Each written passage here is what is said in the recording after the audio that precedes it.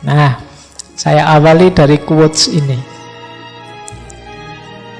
Selama kita tidak belajar mencintai makhluk Allah, kita tidak akan bisa mencintai kebenaran dan kita tidak akan mengenal Allah. Wow, ini kalau mengikuti syair-syairnya Maulana Rumi ini, satu kalimat ini saja itu bisa dijelaskan sampai nanti jam 10. Ya, di satu kalimat ini ada tema cinta kepada makhluknya Allah, ada tema cinta pada kebenaran, dan ada tema mengenal Allah. Itu sudah jadi satu buku, satu quotes ini saja. Jadi kalau kita tidak belajar mencintai manusia, tentu saja kita tidak mungkin cinta pada kebenaran. Karena agennya kebenaran itu manusia. Jadi yang oleh Allah dititipi dengan makhluk yang namanya kebenaran itu manusia. Di luar manusia tidak sibuk mencerna, mendekati, apalagi mencintai kebenaran karena sudah paket jadi. Binatang, tumbuhan itu kan paket jadi. Beda dengan kita manusia yang berproses, diberi alat, bisa dekat dengan kebenaran, bisa jauh dengan kebenaran. Itu manusia. Nah, maka kita tidak mungkin bisa mencintai kebenaran kalau kita tidak belajar mencintai makhluknya Allah. Dan kalau kita tidak mencintai kebenaran, tidak mungkin kita bisa kenal dengan Allah. Jadi kalau ada orang hidupnya kok isinya kebencian-kebencian saja, berarti dia jauh dari kebenaran.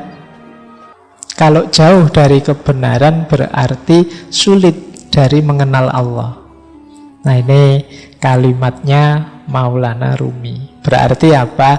Ya mari hidup ini dikembangkan dengan jalan mencintai makhluknya Allah apa saja.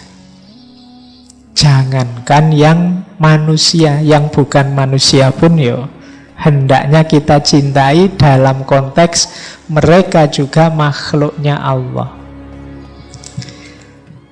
Kalau kita kan sering dalam hidup ini kadang-kadang ambisi dan kebencian kita lebih besar daripada cinta kita.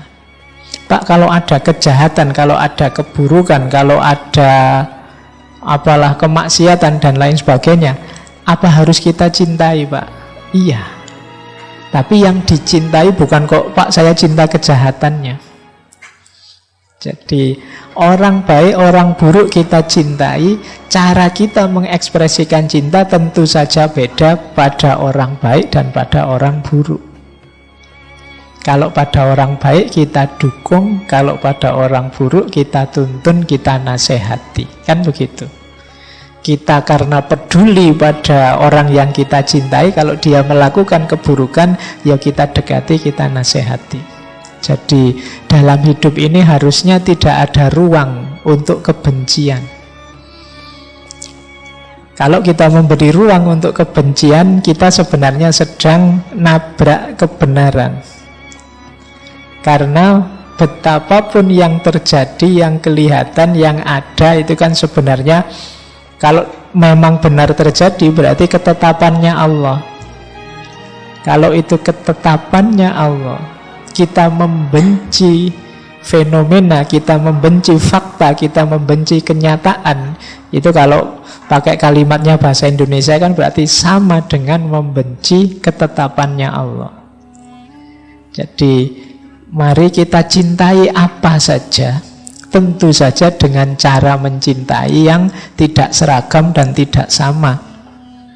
Jangankan untuk yang beda-beda, yang mirip saja kan kita ekspresi cintanya beda. Misalnya punya teman yang satu sudah menikah, yang satu baru SD. Itu kan cara kita mengekspresikan cinta kita pada mereka kan beda.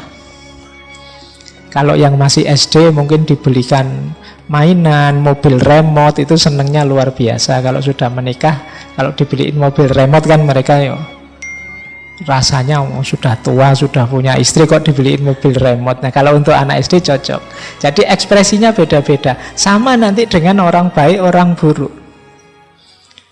Jadi ini yang dimaksud oleh Maulana Rumi. Berarti ya siapa saja kita jadikan teman, kita cintai.